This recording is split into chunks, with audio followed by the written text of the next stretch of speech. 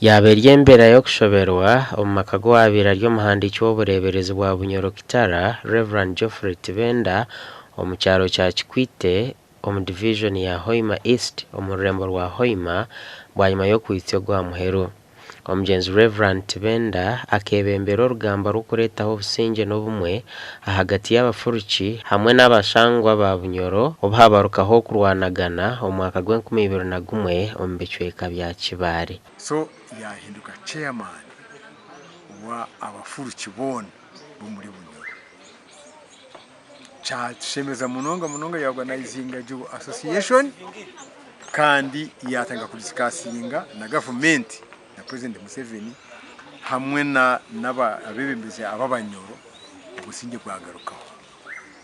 Ekyo mwami Reverend Tibenda ekyo turya titukacebwa akakora landmark n'obusinge nakuteekana kutwine hagati abantu abizi muri Bunyoro hamwe nabo twashangire ne akaryo omushija rendo businge okurugirira abanyabuzarebe Reverend Tibenda yitwa kansa y'oruhago eyatwira rwire kandi omurumuna Reverend Gad Muhwezi yamugambaho nk'omuntu obiye nagamba kurungi arikumanya Bibuli enkunzi y'obyobwegese kandi orikuyamba abantu bona. Omushaija orakunda edini n'abantu kandi abeera omushaija ow'obujunanizibwa.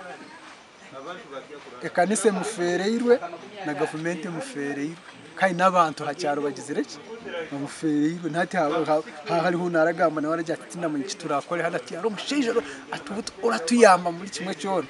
Reverend Canon Francis Mugisha ori omuhandiki w'obureberezi bwa Bunyoro Kitara yagira ngu nk'obureberezi baferwa kihango omuntu obire namanya kurungi okushoborera n'okuvunura Bibuli. Icyo ikiriza ntwaturango agenzere omikono ya Ruhanga rukwera umumezi habokuba ali basire kurungi nkomuhereza nkomurokole wa revival kandi he was an educationist akafuba muno okutwara abana be hasomero hafuereire aturukize Reverend Dr. Engineer mwesigwa akukora omulimo murungi muno omu university egyo eya Kyambogo. Reverend Geoffrey Tibenda yasigefa akazi n'abana batano abarimu Reverend Dr. Engineer Emmanuel Mwesigwa or chaplain wa Kyambogo University.